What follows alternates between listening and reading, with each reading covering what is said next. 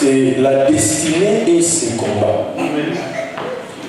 Depuis que j'étais ici la dernière fois, j'ai vu que d'autres gens de Dieu sont passés derrière. Il y a eu le pasteur José Bolefo, qui a pris un autre, qui est venu de l'Italie, c'est ça?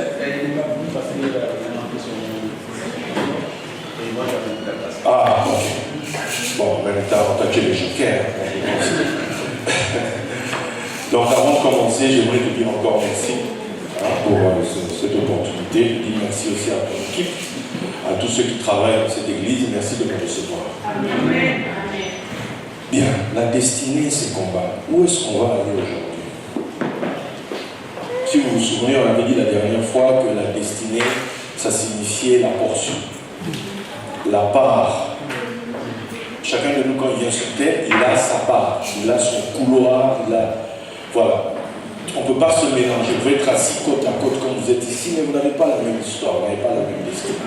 La Bible dira que deux qui sont dans le même lit, un sera pris, l'autre sera laissé.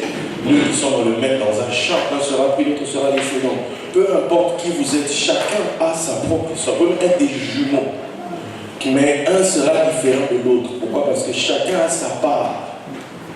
Bien. Maintenant, la vraie question, elle est celle-ci. Quand on parle de part, quand on parle de destinée, il s'agit de quoi? Parce que tu ne sais pas de quoi il s'agit, tu ne peux pas comprendre pourquoi il y a des combats. Parce que tu le veuilles pas, il y aura un combat devant toi en fait. Mais le combat en question n'est pas forcément comme tu penses. Le combat, il n'est pas comme tu penses en réalité. Parce que si tu l'abordes mal, tu passes à côté. Si tu l'abordes mal, tu vas comme on dit chez nous, tu vas à rond-point. Tu vas seulement tourner en rond, tu ne vas pas avancer. Parce que dans les choses de Dieu, une chose qui est hyper importante, c'est que tu comprennes. Je peux venir prêcher aujourd'hui ici, venir apporter la parole ici maintenant. Mais la Bible me dit que le semeur est sorti, il a semé une première fois. Les gens n'ont pas compris, des oiseaux sont venus, ils sont partis avec. D'autres sont venus, il a encore semé à un autre endroit, mais c'était une terre pierreuse en fait. Il n'y avait pas de profondeur, il n'y avait pas de racine. Il y a la joie quand la parole vient, mais dès que la chaleur monte, tu t'assèches. Mais tu as entendu la même parole, tu étais au même endroit où l'on prêchait. D'autres même, bon, ils ont entendu la parole, c'était très bien, mais les soucis de la vie étouffent. Et puis on dit qu'il y a un groupe, eux ce sont ceux qui ont compris. Et quand tu comprends, tu vas produire du fruit par 30, par 60, par 100, c'est-à-dire avec persévérance. Amen. Vous aurez donc vu que sur un groupe, c'est le quart. C'est juste de 25% qui réussissent. Les autres, ils réussissent un temps. Et puis ils s'écroulent. Mais il n'y a que 25%. Je ne sais pas si vous vous rendez compte.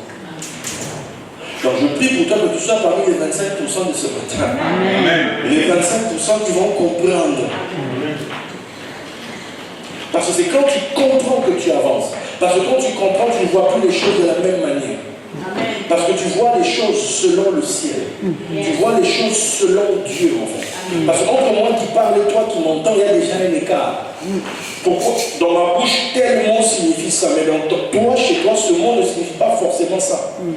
Nous, souvent, on perd beaucoup de temps dans des explications parce qu'on veut que les gens comprennent comme toi tu as compris, mais c'est totalement impossible. Parce qu'on n'a pas la même histoire. De là où moi je suis, je vois le monde d'une certaine manière, mais de là où toi tu es, tu le vois aussi autrement. Quelqu'un me comprend? Amen. Quelqu'un dit la destinée, c'est combat. Non, sincèrement, je ne le sens pas. La destinée, c'est combat. Maintenant, une bonne fois. Bien. La destinée, c'est combat. Merci. La Bible nous dit ceci. Que tous ont péché et sont privés de la gloire de Dieu. En fait, toute l'histoire commence là, en fait. Parce qu'il faut qu'il y ait le péché pour qu'on parle de salut. Tu comprends? Donc l'histoire, on dit, donc quand tous ont péché, sont privés de la gloire, c'est Romains 3, 23. Mais après, quand vous lirez Matthieu 1, 21, je cours à cause du temps, elle enfantera un fils qui lui donnera le nom de Yeshua, Jésus. C'est lui qui sauvera son peuple de ses péchés. Yeshua signifie il sauvera. Donc on appelle Jésus parce qu'il doit dealer avec le péché. Son job, c'est de venir s'occuper du problème du péché et de ses conséquences. Or, on vient de nous expliquer, de nous dire que la conséquence numéro 1 du péché, c'est quoi? Qu'ils sont privés de la gloire. Donc, tout pécheur est en réalité quelqu'un qui vit une conséquence. C'est un ikabod. Dans sa vie, la gloire est bannie. Quelqu'un comprend? Mais maintenant, le fait qu'on ait cru en Jésus, qu'on ait reçu Jésus dans nos cœurs, c'est ce qui nous réunit ici. Hein? C'est parce que chacun de nous, à un certain niveau, a cru en Jésus. Amen. Maintenant, croire en Jésus, ça signifie quoi? Ça signifie qu'en fait, tu crois en celui dont le job consiste à venir régler le problème du péché dans ta vie. Ce que le péché a fait comme conséquence dans ta vie, ce que le péché a détruit, renversé, toutes les conséquences, il vient gérer ça. Et c'est quoi la première conséquence? C'est que la gloire est bannie, la gloire a été, on t'en a privé. Tu peux tout avoir, mais la gloire, non. Tu peux avoir des petits boulots, tu peux avoir au bas des pays, tu te maries aussi, etc. Mais dès le moment où tu veux genre, tu veux genre chercher gloire dans ta vie, on dit monsieur, Dieu pour la pêche. Va faire des tours quelque part, la gloire n'est pas pour toi. Tant que tu dois être quelqu'un qui suit les autres, tant que tu dois être au service d'autrui, tant que tu dois être l'esclave de quelqu'un, ça va. Mais dès le moment où on parle de gloire, il était, pas lui, pas elle. Parce que tu es privé de là. Maintenant, on peut faire surtout chez nous, Congo, Angola, etc. On est à peu près tous pareils, quitter. Saluer, tu verras quelqu'un avant la etc. Mais le gars, il te donne l'impression de la gloire, mais lui-même il sait. Il y a des. Il n'y a pas. Aujourd'hui, les réseaux sociaux, le phénomène Matalana. Ça vous parle, hein, Matalana? Moi, je le truc là. Tu es dans un concert, suis le concert, non, tu es maintenant libre. Mais pourquoi on veut que les gens nous voient? Mais on leur montre quoi? Parlons-nous, hein? Peut-être que l'homme dans le Robin, ça va être là pour profiter. En fait, on leur montre quoi? Tu vois? Jacques dit quelque part, sentez votre misère. Mais nous, on ne veut pas sentir notre misère. Nous, on se fait la forme d'étain, sur forme d'étain, sur triple forme d'étain, c'est-à-dire que peut-être, oh petit, là, viens le matin. Viens le matin. Quand j'étais païen, je ne sais pas pourquoi je commence par là, quand j'étais païen, à l'époque, c'était bon, plus de 35 ans. J'avais un ami, lui c'était les filles avec lui, mais laisse tomber, ça tombait à gauche, droite, et pas. Non, je dis, c'est, je peux me demander du Seigneur, je n'étais même pas là dans ma vie. Mais, tu te dis non, moi aussi il faut que j'en ai. Or la fille là avec qui il était, qui était une très belle fille, mélange Congo, Sénégal, Mali, je ne sais pas vraiment où. Et elle avait une amie. Donc comme on ne veut pas toucher à la copine de l'amie, donc elle avait une copine. Non, la copine de la copine, peut-être le copain du copain quand même. À une fête, ils sont venus. La fille là, tu vas te dire, waouh, où dans la donc. Moi, solo, petite causerie, tout ça. Et c'est maintenant. Rendez-vous dans 9 jours. Passe me voir à la maison. Bien aimé. Quand on est venu me dire que quelqu'un te cherche, qui est qui? On dit c'est une fille dans le nom. Je dis, ah, tu m'as dit quoi? Et je suis dehors. Maintenant je regarde à la fenêtre. C'est pas lui. C'est pas elle. Je regarde bien. Ça a été. Mais en fait, elle a dit que c'était elle. Mais face à nous, ils se sont montés. C'était pas la même fille. Je lui dis que je ne suis pas là.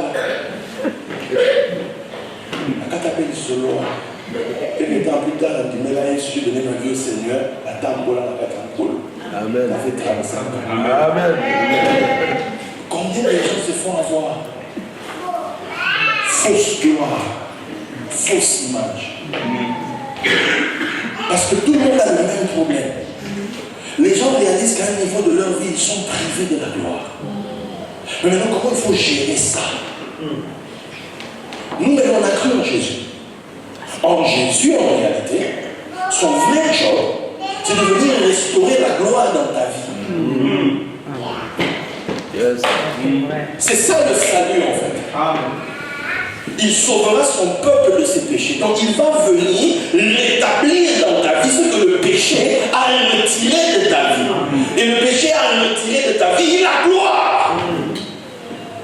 Quelqu'un dit cabote. Dis encore cabote. En hébreu, gloire signifie cabote. Mais quand tu vas aller lire dans 2 Thessaloniciens 2, verset 14, on te dit, c'est à quoi il vous a appelé par notre évangile pour que vous possédiez la gloire de notre Seigneur Jésus-Christ. Donc tu as été appelé en Christ pour posséder sa gloire. Tu n'as pas quitté ce matin chez toi, tu n'as pas quitté ton lit, tu n'as pas accepté d'affronter le froid de ces 2 derniers jours ici pour venir pour juste passer ton temps en fait. Si tu ne sais pas pourquoi tu viens à l'église, si tu ne sais pas pourquoi tu t'investis dans une communauté, tu t'investis dans un projet spirituel chrétien, laisse-moi te dire ce matin que le plan de Dieu pour toi, c'est que tu as été appelé pour que tu possèdes la gloire du Seigneur Jésus. Amen. C'est ça le plan. Amen. Croire en Jésus, c'est pour le salut. Donc le salut de l'âme, si tu vas lire dans 1 Pierre, tu vas voir là-bas qu'on te dit, le salut de l'âme, c'est la louange, la gloire et l'honneur. C'est ça en fait. Mais si ces choses ne sont pas encore présentes, tu ne peux pas t'arrêter.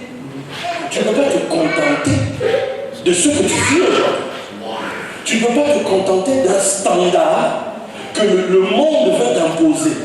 Tu ne peux pas t'imposer d'un standard que ta famille naturelle veut t'imposer. Tu ne peux pas te contenter de ça. Peu importe ce que la CAF te donne, peu importe ce que le RSA, le RMI, peu importe ce que le SMIC, peu importe ce qu'on peut te donner, peu importe le fait que tu aies changé de contexte, que tu aies quitté le Congo, l'Angola, bref, les pays africains pour venir vivre ici, peu importe que tu vois tel cours chaque jour, que tu vois la Tour Eiffel et compagnie, si ça se limite à ça, t'as un problème. Tu ne sais pas pourquoi en fait tu es là. Tu ne sais pas pourquoi tu pries. Tu as été appelé pour posséder la gloire du Seigneur Jésus-Christ. La première personne dans la Bible qui nous parle de gloire, c'est Joseph. Joseph dit, allez dire à mon père, allez raconter à mon père ma gloire en Égypte. C'est le premier à utiliser son nom. Capote. Et c'est quoi? Quand il parle de sa gloire, c'est quoi? C'est sa position. C'est son poids dans le pays. C'est Joseph qui vendait le blé. C'est Joseph qui commandait dans tout le pays. C'est Joseph de qui Pharaon a dit, rien ne se fera dans ce pays, ce n'est toi, de ta bouche. Il n'y a que le trône qui va nous séparer. C'est ce Joseph-là, de qui Pharaon, le peuple a commencé à demander à Pharaon le pain. Pharaon a dit, allez voir Joseph. Joseph n'a pas dit aller raconter à mon père que j'étais en prison. Il n'a pas dit aller raconter à mon père les embrouilles que j'ai avec la femme de Potiphar. Non. Allez raconter à mon père ma gloire. Dieu m'a établi gouverneur de tout le pays d'Égypte. Dieu m'a établi père de Pharaon et seigneur de toute sa maison. Quelqu'un dit la gloire. C'est ça en fait, la gloire de Joseph, c'est ça. Joseph, Pharaon l'a élevé. Il est devenu le fils de Pharaon. Quelque part, on dit, tu es comme Pharaon. Quand tu vois Joseph, tu as vu Pharaon. Si Joseph te parle, c'est comme si Pharaon lui-même t'a parlé. La gloire de Joseph. Maintenant, la Bible nous dit, quand tu lis Psaume 8, on dit, qu'est-ce que l'homme pour que tu prennes garde à lui? Qu'est-ce que le fils de l'homme pour que tu te souviennes de lui? On dit, tu lui as donné la domination sur toutes les œuvres de tes mains. Tu l'as élevé, tu l'as fait de peu inférieur à Dieu. Quand tu lis Psaume 8, tu vois le niveau de Adam. Ça, c'était la gloire d'Adam. Tout lui était soumis. C'est de ce niveau, cette position dans la création, que Adam est tombé. L'homme naturel a perdu sa gloire, c'est-à-dire sa position. C'est-à-dire que tout travaillait pour lui, tout était à sa disposition. Il suffisait qu'il parle et les choses se faisaient. Il suffisait qu'il parle et qu'on vienne le servir. Mais il a perdu tout ça. Tu nais dans le monde, mais dès que tu commences ta vie, c'est pour souffrir. Pourquoi? Parce qu'au niveau adamique, au niveau naturel, tu as déjà perdu la gloire. Allez, en Adam, nous sommes des Ichabod. La gloire a été bannie chez nous. On est tombé de notre position. Donc on a perdu la gloire de Psaume 8. Quelqu'un est avec moi? C'est sûr que vous êtes là? Amen. Or, on dit à nous ici qu'on n'est pas là pour la gloire d'Adam, on est là pour la gloire de Jésus-Christ. Alors cette gloire de Jésus-Christ, on la trouve où? Si on a compris que la gloire, c'est la position. La gloire de Jésus-Christ, tu vas la trouver dans le livre d'Éphésiens. Éphésiens 1. Éphésiens 1, 21, on dit que Dieu l'a élevé, il a fait asseoir l'homme au-dessus des cieux, au-dessus des dominations, au-dessus des autorités, au-dessus des puissances, au-dessus de toute dignité, au-dessus de tout nom qui peut être nommé dans ce siècle comme dans le siècle à venir. Il a tout mis sous ses pieds, il lui a donné pour épouse l'Église qui est son corps, la plénitude de celui qui remplit tout en tous. Voici la gloire de Jésus-Christ. Là on avait élevé Joseph, voici là on a élevé Jésus-Christ. Voici son niveau en fait. Quand il se révèle à ses disciples, il leur donne rendez-vous sur une haute montagne.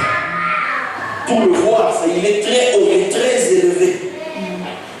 Maintenant, toi, moi, on a été appelés afin de jouir de ça là. Afin d'être ceux qui sont élevés. C'est bien de lire ça, hein, voilà. Mais maintenant, il faut qu'on le vive. Les dominations, les autorités, ce sont les rois, ce sont les grands, ce sont les puissants de la terre. On essaie d'imaginer que toi, on t'élève au-dessus d'eux. Aujourd'hui, qu'est-ce qui se passe dans notre pays? Même au niveau de l'église. Tu verras que dans les églises, je parle du Congo par exemple, les gens font la course pour avoir la faveur des autorités. Dès le moment où tu as un ministre qui prie à l'église, bien que tu as le président qui prie à l'église, bien tu as quelqu'un de ces familles-là, tu commences à le protéger, on dirait, ça dit que il y a même des tacles de chaque côté, même des coups dans le noir. Personne ne doit s'approcher, personne ne va te prendre. C'est comme la poule qui protège ses œufs. En fait. On pense quand même de la politique dans l'église. Pourquoi? Parce que on a la faveur de quelqu'un. À tel point que même ces personnes-là deviennent ceux qui, quelque part, d'une certaine manière, influencent désormais nos manières de prêcher, nos manières de faire les choses, etc. Donc, pour quelle raison? Il y a eu une inversion de la chose. Amen. Nous qui devions avoir la gloire de celui qui est loin au-dessus des dominations, on est encore privé de cette gloire-là. Ce qui fait que maintenant, quand on te regarde, en fait, tu n'as pas la gloire de celui qui est loin au-dessus, tu as la gloire de celui qui domine. Toi, encore, on te présente, non, lui, c'est le père spirituel du ministre d'État, du PDG. Tu te présentes maintenant comme étant le pasteur nu. Ce n'est plus lui qui se présente comme étant ton fils spirituel. Mais c'est toi maintenant qui te présentes comme étant, c'est devenu ta référence. Tu Tu as été appelé à posséder la gloire du Seigneur Jésus-Christ. Je répète, tu as été appelé à posséder la gloire du Seigneur Jésus-Christ. Alors ce qui est intéressant, c'est que ce mot kabod nous montre en hébreu, rien que la manière dont c'est écrit. Bon, moi j'aime bien avoir un tableau, je n'ai pas de tableau, donc on va faire comme ça. La première lettre en hébreu c'est un kaf, la deuxième c'est comme le K, le B c'est un B, on a le O, c'est un vav, et puis on a le D qui est un dalet. Bon, je vais faire ça simple. La première lettre, ça nous emmène à un mot qui signifie couronne. La deuxième lettre, bon, ça c'est le K. La deuxième lettre, le B, nous emmène à un mot qui nous parle de l'intelligence. Après, on a le O. Le O, c'est lié, ça va nous emmener à l'éclat, à la beauté. Et le dernier mot, ça va nous emmener à l'expérience, à la connaissance intime, à se faire l'expérience d'une chose. Bon, maintenant, le problème de la couronne t'est donnée, la couronne vient d'en haut, la couronne vient de Dieu.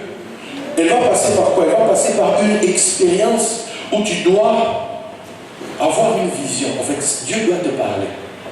Cette gloire-là dont nous sommes en train de parler, ce n'est pas la gloire des hommes, c'est la gloire qui vient de Dieu. Mais maintenant, toi, tu es censé avoir ta part. Parce qu'on est tous appelés à la même chose, à la gloire du Seigneur. Mais est-ce qu'on va la manifester tous de la même manière? Non.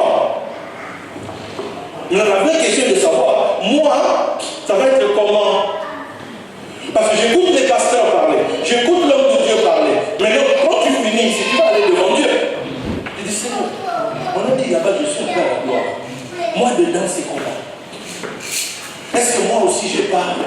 Apparemment, il dit que oui. Mais non, Seigneur, moi, c'est quoi? Donc, cette histoire, c'est vrai, c'est que tu m'as appelé à la gloire. Tu es venu pour me rendre la gloire. Cette gloire qu'on a perdue. Bon, maintenant, Seigneur, pour moi, tu vas venir par quel chemin? Pour moi, c'est comment? Voilà pourquoi c'est important de se tenir dans la présence de Dieu, en fait. Elle lui dit, avant comment je te répondrai, je te montrerai quoi? Des grandes choses, des choses que tu ignores. Tu viens dans la présence de Dieu, pourquoi? Parce qu'il faut qu'il te dise quelque chose. On lit les Écritures, on nous enseigne, c'est pour nous donner l'espérance. J'en ai parlé la dernière fois ici. C'est l'espérance de quoi? De la gloire. Quand on dit, j'ai reçu Jésus, on dit quoi? Christ en c'est quoi? L'espérance de la gloire. Donc, recevoir Jésus, c'est recevoir quoi? C'est recevoir l'espérance de la gloire. Donc, si toi, maintenant, tu dis que tu as reçu Jésus et que tu ne penses jamais à la gloire dans ta vie, c'est qu'il y a mal écouté. Ou bien tu ne sais pas ce que tu as reçu, en fait. Tu ne peux pas dire de venir à l'église et que tu n'espères pas un jour la gloire dans ta vie. J'ai en moi quelque chose. Est-ce que tu as Christ en toi? Oui, j'ai bien aimé, j'ai Christ en moi. Parle-moi de Christ en toi. Il n'y a pas de problème. Non, non. Christ en toi, c'est l'espérance de la gloire. Parle-moi de la gloire dans ta vie. Parle-moi de ce que tu espères. Parle-moi de ce que tu espères pour tes enfants. Parle-moi du niveau de gloire que tu crois que tu peux arriver dans ta vie. Parle-moi de ça, en fait. Amen. On est l'église, on est comme on est. Ne regardez pas les apparences des choses. Vous regardez à l'espérance de la gloire. Croyez à la gloire, espérez la gloire, attendez la gloire, liez-vous à la gloire. Amen. Pourquoi c'est important d'avoir l'espérance? Quand je vous prête, c'est pour que l'espérance entre en vous, c'est pour réveiller l'espérance en vous. Parce qu'on dit que l'espérance ne sera point détruite, l'espérance ne sera point anéantie. On nous dit que l'espérance ne trompe pas. Et qu'on s'arrête. L'espérance de la gloire. Pour quelle raison? Parce que la Bible nous dit, nous sommes sauvés. Par quoi? La grâce. Au moyen de quoi? La foi. On n'est pas sauvé par l'espérance. La gloire n'est pas restaurée dans ta vie par l'espérance, non. Mais l'espérance, c'est la matière première. Puisque ce qui va te sauver, le moyen par lequel le salut va entrer dans ta vie, c'est-à-dire le rétablissement de la gloire va arriver dans ta vie, c'est la foi. Or, la foi, c'est un don de Dieu. Amen. Voilà pourquoi je vous ai dit J'écoute l'homme de Dieu parler, mais derrière ça, je dois aller me tenir devant Dieu en fait, pour entendre, moi il n'y en a pas réalisé. Celui qui a des oreilles qui l'entend, c'est que l'Esprit dit à l'église. Est-ce que toi, Dieu t'a parlé de la gloire dans ta vie? De ce qu'il veut faire avec toi? De son plan envers lui? Pourquoi il t'a sauvé? C'est pour que la gloire soit vue chez toi. Mais le problème, c'est que tu demandes aux gens, ils ne savent pas. Ils ne savent pas. Ils n'ont pas hormis les enseignements, les prédications. Eux-mêmes n'ont jamais reçu une parole spécifique. Pendant moi, un prophète m'avait dit, j'irai en Europe. Papa, tu es venu en Europe. Et où est la gloire? Toi-même tu es arrivé en Europe, toi-même tu as vu que la levée j'avais de la terre. Ça n'a pas vraiment changé. Au pays, quand tu galères, bon, peut-être dans ma famille, bazar, les personnes, tout ça, tu peux. Mais ici, quand tu galères, vous galérez maintenant. Tu galères vraiment. Parce qu'il n'y a personne pour t'aider. Les gens sont individualistes, ils sont repliés sur eux-mêmes. Tout le monde se bat. Mais tu demandes aux gens, au fond d'eux, ils n'ont pas reçu un ainsi dit l'Éternel. Je ne parle pas du fait qu'un prophète est venu ici à prophétiser ce plan. C'est bien. Mais le jour où tu as des problèmes, tu rejettes les paroles que d'autres ont données. C'est plus facile en fait. Mais c'est plus difficile de rejeter ce que toi-même tu as expérimenté. Quand Dieu t'a parlé directement, sans intermédiaire, c'est plus difficile qu'une parole comme ça te quitte. En fait, la foi fait ça. Dieu te donne la foi là, c'est ce moment-là. Or, la foi, c'est quoi? C'est la ferme des choses qu'on espère. Donc, la foi va être prélevée, va être constituée des éléments de ton espérance.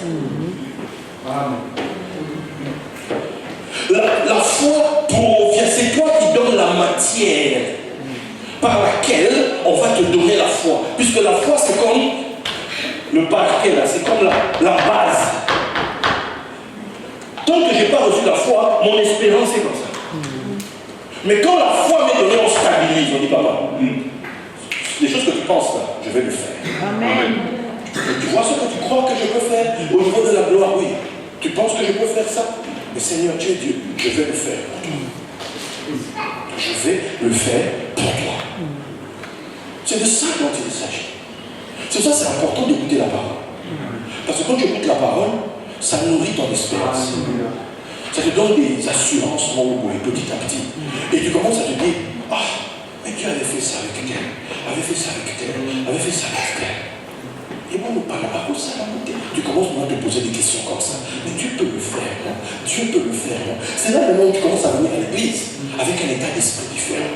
Tu commences à venir chercher sur Dieu pour ta propre vie. Tu commences à venir chercher parce que tu te dis qu'il y a aussi une gloire pour moi. S'il a donné la gloire, alors il y a aussi pour moi. Parce que moi aussi je suis venu à ce Jésus-là auquel lui il a cru. Donc il y a aussi une portion pour moi.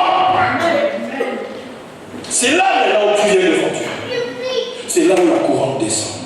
C'est là où quelque chose sort de l'invisible, sort de l'éternité et vient vers toi et dit, je t'ai connu avant que tu sois formé dans le Seigneur. Moi je t'ai appelé pour que tu règnes, je t'ai appelé pour que tu fasses. Non, Dieu te parle à toi. À toi. Désormais tu tiens quelque chose. Ce sont ceux qui ont la foi qui sont appelés fils d'Abraham. Tant que tu n'as pas la foi, tu n'es pas fils d'Abraham. En fait, la foi, c'est ce que je viens de vous dire, c'est la ferme assurance de ce qu'on espère. La démonstration de celle qu'on ne voit pas. Or, ce qu'on ne voit pas, c'est quoi? Ce que l'on espère, il ne voit pas. On est toujours par rapport à la démonstration de l'espérance. Or, on sait que c'est l'espérance de quoi? De la gloire. Dans la foi, c'est la ferme assurance de la gloire. C'est le support de la gloire. C'est la démonstration de la gloire. Bien aimé, tu as la foi. Attends d'abord. C'est en téléchargement. C'est en cours. J'ai la foi, j'ai une parole du Seigneur. Dieu m'a dit quelque chose. Mais dès que Dieu te dit quelque chose, tu vas passer par ce qu'on appelle l'épreuve de la foi. Mais tant qu'il n'y a pas la foi, il n'y a pas d'épreuve de la foi. La Bible dit, Quand une parole est semée, le malin vient. Tant qu'une parole n'est pas semée, le malin ne vient pas. Tant qu'on ne t'a pas dit, tu es le Fils de Dieu, en qui j'ai mis toute ma réflexion, tu ne verras pas Satan. Parce que son job à lui, c'est de t'éprouver. Son job à lui, c'est d'éprouver ta foi. Tu as reçu une parole, oui ou non? Écoute Satan. Si tu es le Fils de Dieu. Mais qui lui a dit qu'il est Fils de Dieu? C'est Dieu qui a dit. Donc, lui, il s'appuie que sur ça, en fait. Il ne peut pas faire autre chose. Au jardin d'Éden, Dieu a-t-il réellement dit? Il ne peut pas. En fait, sa matière première à lui, c'est ce que Dieu a dit. Sa matière première à lui, c'est ton expérience avec Dieu. Sa matière première à lui, c'est ça, en fait. Il veut voir, est-ce que. En fait, il faut que ta foi soit rendue parfaite. C'est là que résident les combats de ta destinée. C'est là que ça commence, en fait. Mais maintenant, toi, tu vas penser que l'opposition là est contre toi. Non! Ça fait partie du programme. Chez les écrivains de la Bible ici, chez les Juifs, ils te disent que quand un enfant naît, jusqu'à l'âge de 5 ans, il est avec les femmes. Pour être plus précis, jusqu'à l'âge de 3 ans, il est avec sa maman, il est sevré, c'est-à-dire qu'on arrête le lait, et puis après il reste avec les femmes toujours jusqu'à l'âge de 5 ans. Il reste 5 ans. Avec la maman, c'est la période du lait. Quand nous donnons nos vies au Seigneur, il devait comprendre qu'au début, c'est le lait. Parce que tu es encore un enfant en fait. Or l'héritier, tant qu'il est encore enfant, il ne diffère en rien d'un esclave. Tu es un enfant. Tu bénéficies de la gloire des autres. Tu grandis dans l'atmosphère des autres. Tu bénéficies des prières des autres. Tu bénéficies des études de la Bible des autres. Tu viens t'asseoir là pour apprendre, etc. C'est parce que tu es encore un enfant. Donc tu ne diffères rien d'un esclave. Et beaucoup de gens font l'erreur, ils sont encore enfants, mais ils pensent que parce qu'ils vivent quelque chose déjà, ils sont prêts pour aller, je ne sais pas vraiment. Ce que tu vis là, c'est la gloire de ton Père. C'est la gloire de ton dirigeant, de ceux qui te conduisent. En fait, toi encore tu n'as rien, tu es encore un enfant. Donc chez les Juifs, jusqu'à l'âge de 5 ans, c'est comme ça. Et puis à partir de l'âge de 5 ans, on prend la jeune fille, par exemple, elle passe de la maman au papa. Le père prend maintenant l'enfant en main pendant 7 ans pour les filles, c'est jusqu'à l'âge de 12 ans, et pendant 8 ans pour les garçons, jusqu'à l'âge de 13 ans. Là maintenant c'est le père qui prend en charge. Maintenant le père va commencer maintenant à t'éduquer dans la connaissance de la parole. Petit à petit que tu commences à comprendre c'est comment, en fait c'est quoi tout ça. Tu voyais la gloire dans la maison, tu voyais telle chose, tu me voyais entrer, sortir, tu me voyais faire ceci, maintenant je t'explique. Il faut que petit à petit, tu commences à grandir pour atteindre le moment que eux ils appellent la bar mitzvah. Tu deviens un fils du commandement. C'est-à-dire maintenant tu as compris. Maintenant on te dit, ok, choisis maintenant ton chemin. Je mets devant toi la vie et la mort, choisis. Si tu choisis la vie, ça sera mieux pour toi. Donc il y a la période où tu viens à l'église et pour écouter, apprendre. Et puis à un moment donné, on va te demander, tous les enseignements que tu as eu là, tu as compris quoi? Depuis que tu viens à l'église, tu as compris quoi? Tu as compris de quoi s'agit-il? Ma sauver, ça va sauver à rien. Tu viens à l'église, peut-être qu'il y a des problèmes, tel avait dit, tel avait fait, etc.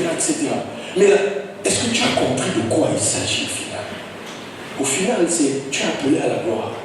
Maintenant, il faut que tu t'engages pour aller chercher cette gloire. Il faut que tu t'engages pour que tu ailles prendre possession de cette gloire. Dès le jour où la foi entre dans ta vie, dès le jour où maintenant Dieu te dit clairement, toi tu seras ça. Écoute, tu as maintenant un job. Et dans les quelques minutes qui me restent, dans environ 20 minutes, je vous explique ça rapidement. Je vous ai dit que c'est la destinée, c'est quoi? Vous avez compris la partie destinée? Amen. Vous avez compris que vous avez une part pour la gloire. Amen. Ok, maintenant les combats liés à ça, c'est bien. On le trouve où dans la Bible?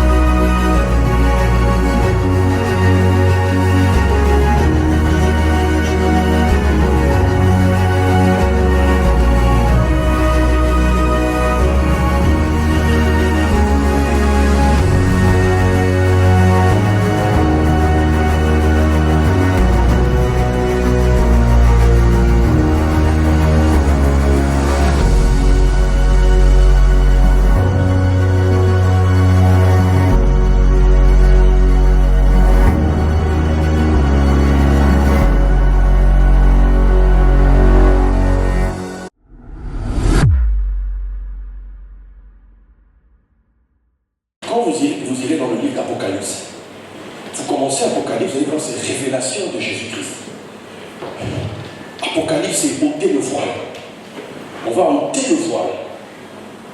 Ça signifie qu'il y avait des choses qui étaient cachées derrière, qu'on va maintenant découvrir. Donc, c'est un dévoilement. Maintenant, il y a une révélation du Seigneur qui va apparaître au travers de 7 chandeliers, 7 étoiles, bref. Et puis on dit que ce sont les 7 églises, ce sont les 7 anges des églises. Une affaire de 7 apparaît. Avant d'arriver là, on te parle des 7 esprits qui sont devant le trône. Et on a l'histoire de 7 qui apparaissent soudainement là. Et puis là, quand tu commences Apocalypse 2 et Apocalypse 3, tu vois maintenant les histoires des églises.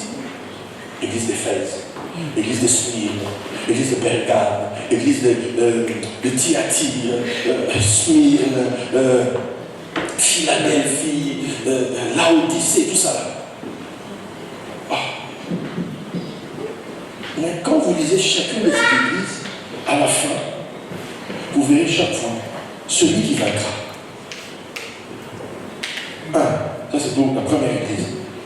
Je lui donnerai de manger de l'arbre de vie qui est dans le paradis de Dieu.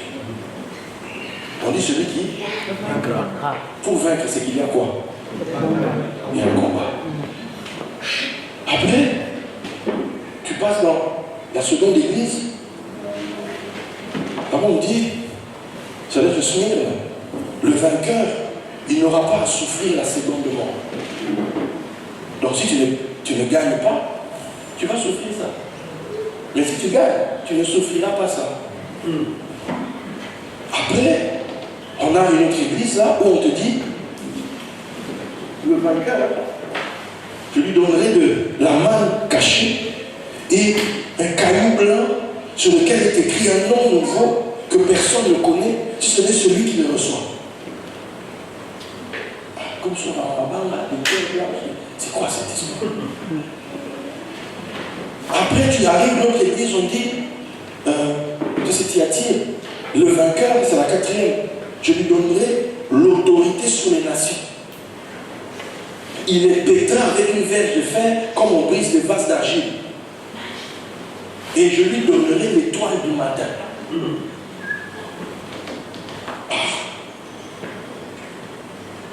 Après la 5e, le vainqueur sera revêtu de vêtements blancs. Je n'effacerai point son nom du livre de vie et je confesserai son nom devant mon Père et devant ses anges. Donc on va citer ton nom devant le Père et ses anges. Là tu peux voir dans un verset de la Bible où on dit, je connais Jésus et je sais qui est Paul. Vous qui êtes vous? Mais il dit comment on était. Malgré la tarade. Quelqu'un me comprend? Vous êtes là. 6e église, Philadelphie, le vainqueur, je ferai de lui une colonne dans le temple de mon Dieu et il n'en sortira plus. J'écrirai sur lui le nom de mon Dieu et le nom de la ville de mon Dieu, de la nouvelle Jérusalem qui descend du ciel, d'auprès de mon Dieu et de mon nom nouveau. Wow. Donc le vainqueur, tu vas devenir une colonne dans la maison de Dieu. La maison de Dieu, c'est le temple, c'est le peuple de Dieu. Jacques, Jean et Pierre étaient considérés comme des colonnes, étaient regardés comme des colonnes, des références, ceux sur qui les gens s'appuient.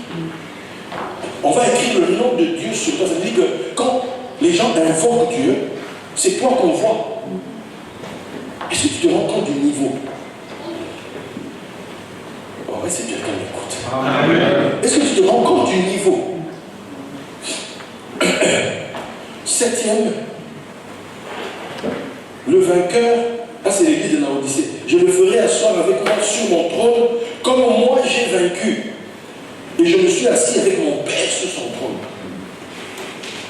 Donc toutes ces différentes choses dont on te demande de vaincre, c'est parce que c'est lié à ta destinée. Ce sont les éléments constitutifs, ce sont les éléments, les symboles du pouvoir que tu dois exercer. Tu sais, quand quelqu'un devient chef, devient roi, on lui remet des éléments. On lui met un collier autour du cou, on lui donne un anneau, on lui donne un bâton. Nous, aujourd'hui, on fait aux gens des consécrations, on les habille, on fait tout ce que vous voulez. Mais le problème, il n'y a toujours pas de gloire. Il n'y a toujours pas de gloire. Malgré le sacerdoce qu'on fait, malgré tout ce que tu veux, parce que le gars même qui défend le sacerdoce, lui-même n'a pas la gloire. Donc on va dans on s'embrouille entre nous sans gloire. Pourtant, on est appelé à la gloire. Mais le problème, c'est que déjà, si tu ne le sais pas, donc tu ne sais, ta boussole est dans tous les sens. Ton GPS ne fonctionne pas. C'est comme vous êtes dans une voiture, on va où? Le chauffeur lui-même ne sait pas où on va. Donc, tu erres. Tu es un esprit errant. Tu ne sais pas où tu vas. Tu es un yunganeur. Une yunganeuse. Du verbe yungan. Du yungan, j'ai yungan, ou yungan. Vous yunganez. Il yungan. D'autres même yunganeront. Il fut même un temps le yunganam. Tu ne sais pas où tu vas. Tu ne sais pas ce que tu fais. Si on t'arrête, on te demande ta vie, tu as commencé où tu vas où. Là maintenant par rapport au projet, tu en es arrivé où? Par rapport au projet gloire, tu en es où? Parce que tu as été appelé à ça. Tu n'as même pas été appelé à ouvrir l'église. Non, tu as été appelé à posséder la gloire. Maintenant, si dans la gloire il y a projet église, il y aura église. Il y aura une entreprise, il y aura des galeries, il y aura plein de choses. Mais d'abord, ce que tu dois viser, c'est la gloire. Mais maintenant, tu vas maintenant aller plus loin dans l'Apocalypse, je pense, 21 là-bas. On te dit celui qui vaincra héritera ces choses. Je serai son Dieu et il sera mon fils. Donc tu ne deviens même pas fils de Dieu comme ça. Enfant de Dieu, personne n'y met.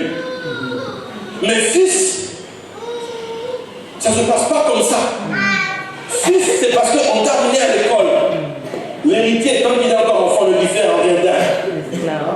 Et il est soumis à des pédagogues, jusqu'au temps marqué par le Père. Les pédagogues, là, ce sont les enseignants. Ceux qui doivent te préparer, en fait. Et chez eux, on bâtit pas. Chez eux, c'est une bataille. Tu vois, quand on allait à l'école, en fait, à l'école, on ne nous disait pas, mais en fait, on nous envoyait la guerre. Parce que chaque fin d'année, il y avait un examen. Et cet examen est décidé, soit tu vas passer, ou bien tu redoubles, ou bien on te chasse de l'école, en fonction de ton positionnement. Combien de gens ont abandonné les études? Parce qu'un examen s'est mal passé. D'autres se sont rendus se battre. Et quand aujourd'hui ils ont un diplôme, il faut les respecter. Ils ont vaincu des combats que toi tu as peut-être abandonnés. D'autres sont allés tellement loin avec les études. Tu vas entendre, il a fait 15 ans. Il y a un titre là. Quand, aux premières années, on est plein. Va à la fin. Va à la fin. Il n'y a pas beaucoup de gens. Il n'y en a pas beaucoup. Beaucoup d'appelés. Peu de choisis. On est tous appelés à la gloire. Mais tout le monde n'accède pas. Pour quelle raison? Comment est-ce qu'on fonctionne avec les 7 ici? Dieu dit aux enfants d'Israël d'aller posséder Canaan. Quand il parle de ça dans Deutéronome, si vous allez voir un endroit aussi, il y a 7 peuples. On dit 7 peuples plus puissants que toi, 7 peuples plus grands que toi, 7 peuples, mais je veux les chasser devant toi. Il y a la promesse de Dieu. Je dois posséder la terre, mais je dois gérer les 7 d'abord. Quand tu vas lire le livre d'Esther, on te dit qu'au moment où Esther devait aller chez le roi, il fallait récupérer les choses en cours de route pour aller. Et la tradition juive nous dira que Esther est passée par 7 portes avant d'arriver devant le roi. 7 portes. 7. Le souverain sacrificateur portait 8 vêtements. Mais le jour de Yom Kippour, il devait aller dans la présence du Seigneur. Il devait retirer 7 vêtements. Il n'en gardait qu'un. Les sacrificateurs, avant de servir Dieu, devaient se sanctifier pendant 7 jours. Voilà pourquoi on dit la sanctification sans laquelle nul ne verra le Seigneur. Ils doivent se sanctifier 7 jours et c'est le 8e jour que le Seigneur leur apparaissait. Quelqu'un dit 7. Donc il y a 7 combats. Josué, qui s'est plié à Jésus, a conquis la terre promise en 7 ans. Pour te dire que tu dois dealer avec 7 étapes. D'où, on va te dire par exemple qu'il y a 7 cieux. Donc tu passes d'un niveau à l'autre en fait. Quand on t'inscrit en première séance, l'objectif c'est l'examen d'État. Oui ou non? Oui. Chez nous, hein? Oui. Ici, quand quelqu'un va au collège, les parents se disent que moi, dans un tabac. En fait, tu commences une séquence, un cursus. Mais l'objectif, le vrai objectif de ce cursus-là, c'est l'examen qui est au bout là-bas. Mais tu dois passer étape par étape. C'est là où c'est important de savoir tu vas où. C'est là où c'est important de savoir quelle est ta destinée. Qu'est-ce que Dieu t'a dit? C'est là où on reconnaît les gens qui ont entendu un ainsi dit l'Éternel et ceux qui n'ont rien entendu. Parce que quand tu vas arriver à la première porte, ça va être le premier niveau d'examen. Tu dois te battre là. Tu dois te battre là.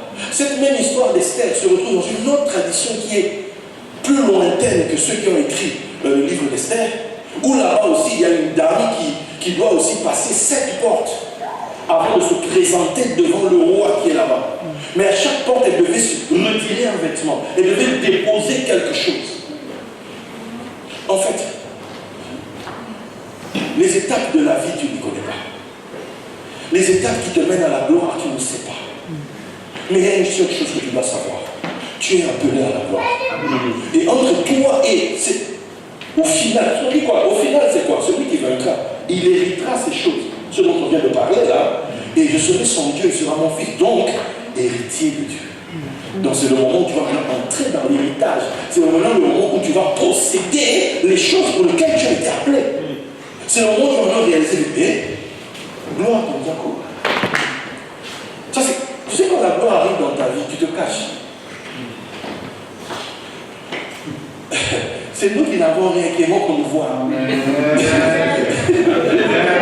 C'est nous qui aimons qu'on nous voit. Que ton compte en banque commence à avoir 6 zéros. 6 zéros.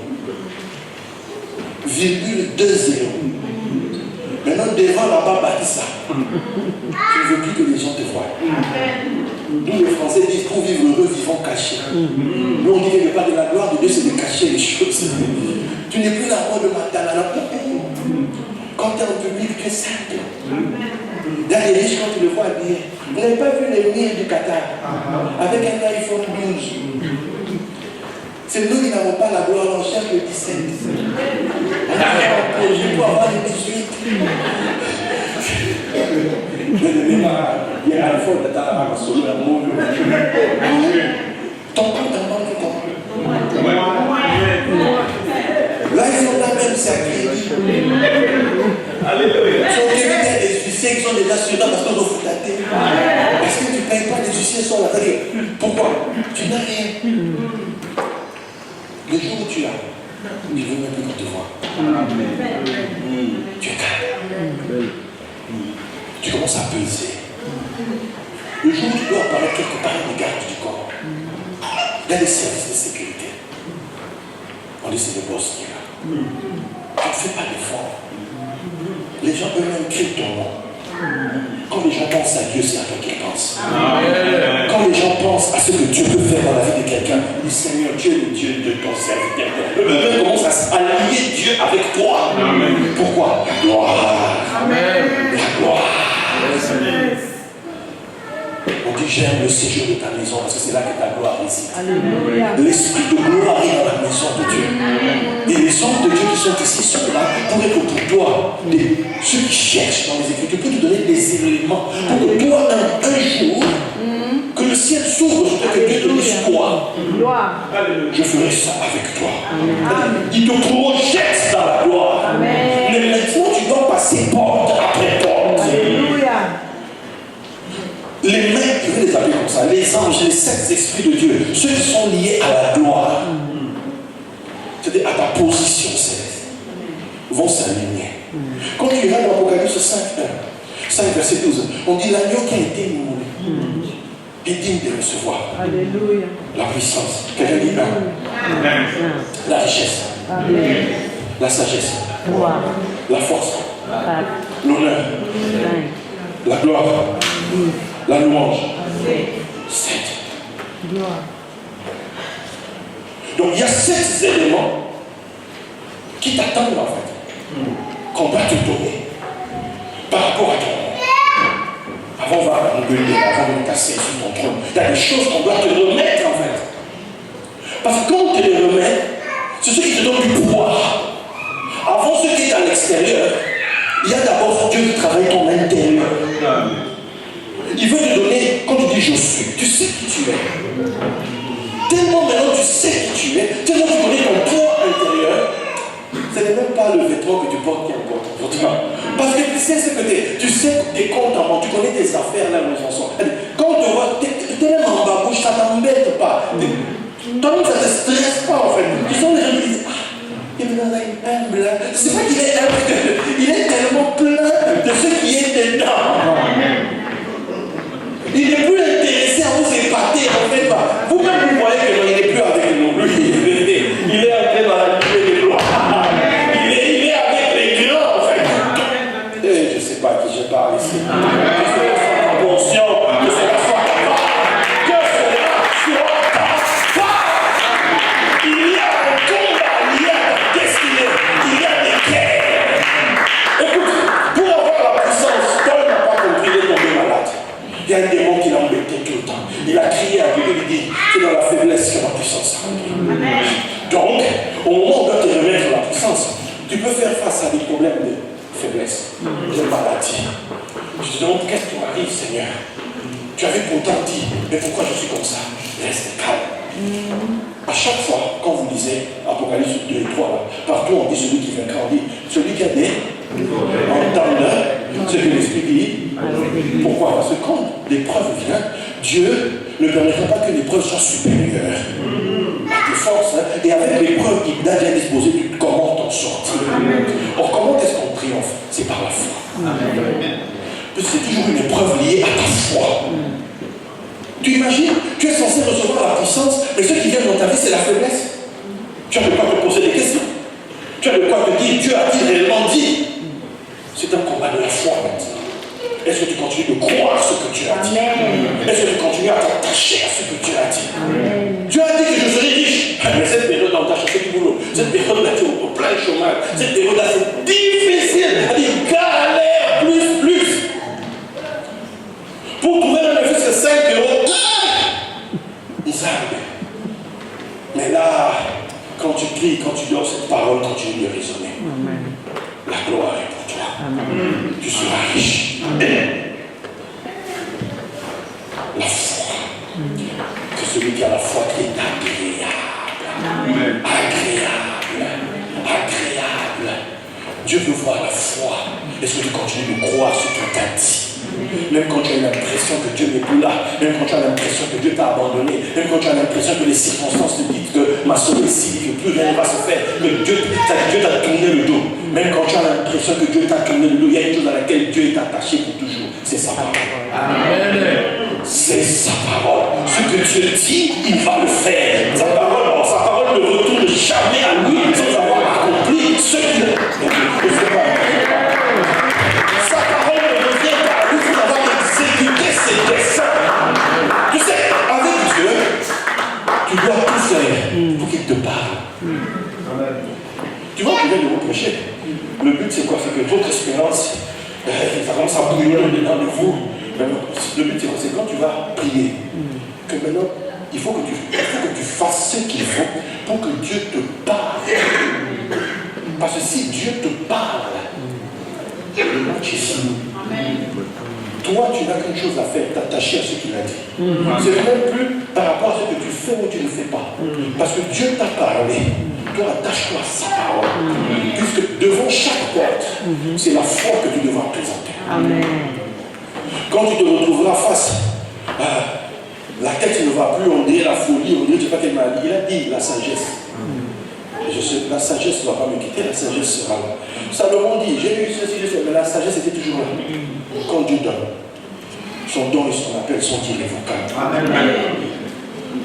Là, par rapport à la puissance va te combattre. Par rapport à la richesse, la pauvreté va être là. Par rapport à la sagesse, l'ignorance, la folie va être là. Par rapport à la force, la faiblesse, c'est-à-dire que tu es là, tu ne sais pas. ces jours-ci, je comprends pas, je suis malade, je suis malade, je suis malade. Non, il a dit que la force sera ta portion. Amen. La force sera ta portion. Quelqu'un était malade, on dit qu'une force, je dis une force est sortie de moi. Et c'est entré dans cette phrase. Peu importe le cas dans lequel Dieu physiquement, laisse-moi te dire, la santé est ta part. Il veut que tu prospères à plus égal, que tu sois en bonne santé. Ça fait partie de ton héritage, ça fait partie de ta destinée. Être fort. On dit que ce peuple-là était un peuple que personne parmi eux n'a chancelé. Ils étaient tous forts. Dis je suis fort. Dis je suis fort. Dis je peux tout. Par celui qui me fortifie. Face au déshonneur, il y a l'honneur. C'est-à-dire, tu veux avoir l'honneur, quelqu'un va venir avec le déshonneur. Tu as l'impression qu'on veut te salir. On dit tout n'importe quoi sur toi. N'oublie pas, c'est l'honneur qui est ta portion. C'est pas le déshonneur, c'est pas le mépris. L'honneur est ta portion. Ta foi doit rester là, ne bouge même pas. Dieu lui-même va se charger de te laver devant les gens. Parce que c'est l'honneur qui est ta part. La gloire elle-même, le poids, la richesse, la position élevée, c'est la honte qui va venir. L'autre va aller chanter qui s'y assomme les âmes. Christian, j'aime beaucoup cette chanson. Qui s'y assomme. Pourquoi? Parce que la gloire n'est plus là. Donc on vit dans la honte. La famille est dans la honte. Depuis que telle personne est morte dans la famille, depuis que Dieu avait élevé tel, depuis que celui-là est mort, c'est terminé, depuis qu'on a perdu tel poste, la famille est par terre. Ne regarde pas tout ça. Si Dieu t'avait parlé, écoute, dedans, la gloire fait partie. C'est-à-dire que la gloire va revenir. Voilà pourquoi on parle de la gloire de la seconde. Peu importe si la première maison est tombée, peu importe si peu importe ce qui s'est passé hier, il va y avoir un retour de la gloire dans ma vie. Face à la louange, la renommée, que tout le monde va par citer ton nom. Ça commence d'abord par l'ignominie. Ou d'abord les gens parlent mal de toi. Ça se répand de partout. Tel. Ne te suicide pas. Amen. Ne fuis pas. Garde ta position. Reste là. Parce que ta portion, c'est la louange. C'est la renommée. Tu comprends ça? Et je finis sur un truc parce que mon temps est pratiquement accompli. Sur un des éléments des églises où on dit je te donnerai l'autorité sur les nations. Il les mettra avec un verge de fer, comme on brise les vases d'argile. Je lui donnerai l'étoile du matin. Ça fait partie des éléments qu'on doit te donner. Les éléments de ton tisoir. On doit te donner l'étoile du matin. Tu connais l'étoile du matin? Hein? Qui connaît l'étoile du matin? Allez, tu es censé posséder la gloire du Seigneur Jésus, mais tu ne sais pas. Les éléments constitutifs. Étoile du matin. Jésus dit je suis l'étoile. Hein? Oui, mais ça signifie quoi? Parce qu'il est aussi la manne cachée, il est aussi la lumière du monde, il est aussi le bon berger, il est tout ça en fait. Okay? Mais maintenant il est l'étoile du matin, c'est quoi? La joie. Hein? La joie. Là le bâton, là le bâton.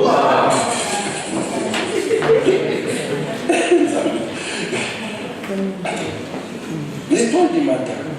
L'étoile du matin se dit en grec phosphos. Phos, c'est la lumière. Phos, c'est le porteur. Tu vois? Imaginez ça. Qu'ici, il y a une lumière. Maintenant, ça, c'est le porteur de la. C'est ça l'étoile du matin. Phosphos, c'est celui qui porte la lumière. Celui qui fait que tout le monde voie la lumière. Jésus dit que vous êtes la lumière du monde, non? Ok, mais pour qu'on voie la lumière. La Bible dit que quand on allume une lampe, on fait quoi?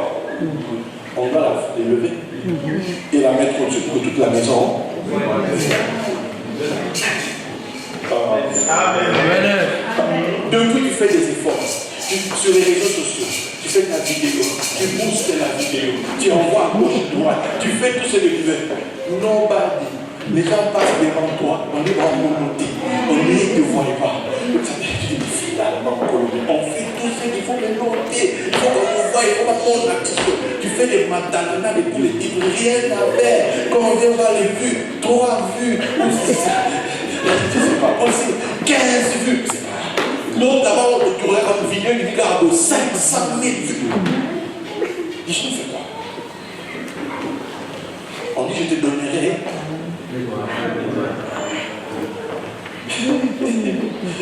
Je sais que mes enfants sont en train de rigoler là, mais ils savent ce que je vais sortir maintenant. En grec, c'est phosphorus. C'est utile ou c'est pas utile? Oui ou non? Oui. C'est utile, hein? Oui. C'est sûr que c'est utile. Bien. Quoi? Porteur.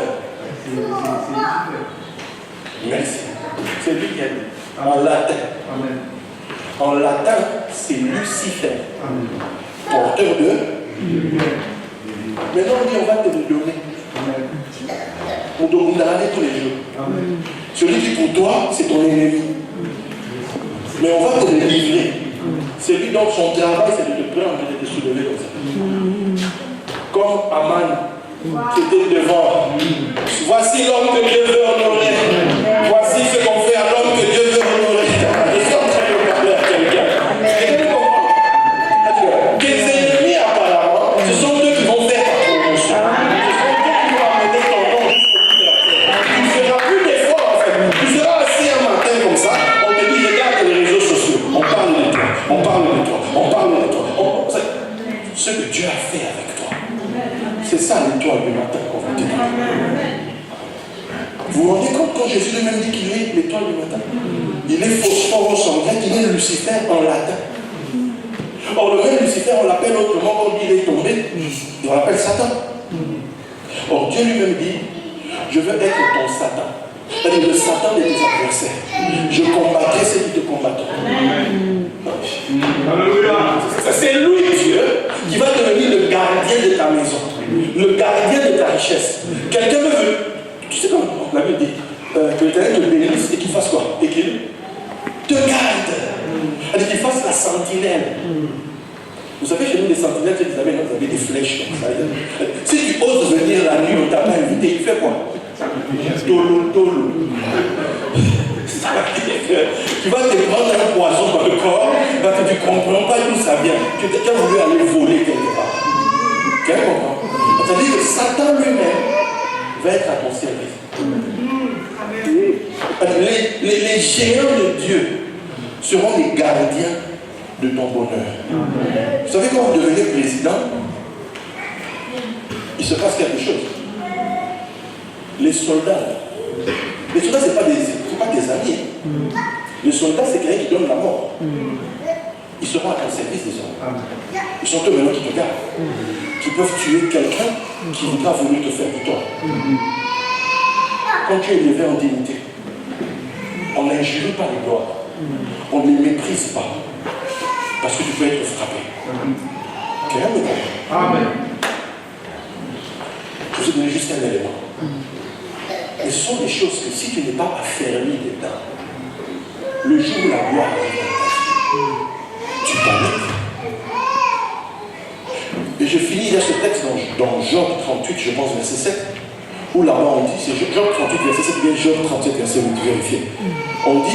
On parle des étoiles du matin, au pluriel. Les étoiles. Il n'y en a pas qu'une. Il y a plusieurs. Dieu va envoyer son ange devant toi. C'est lui qui va faire le travail à ta place. Mais ces choses ne sont compréhensibles que sur le chemin de la gloire. Le véritable combat, vous l'aurez compris. La Bible dit, soyez transformés par le renouvellement de l'intelligence. C'est ce que je vous ai dit au début. Pour aller à la gloire, la couronne, la foi, Dieu te donne une parole. Mais ce que Dieu te donne comme parole, il te faut maintenant l'intelligence de la vision. Dieu peut te parler, il faut que tu aies l'intelligence de la chose pour en faire l'expérience.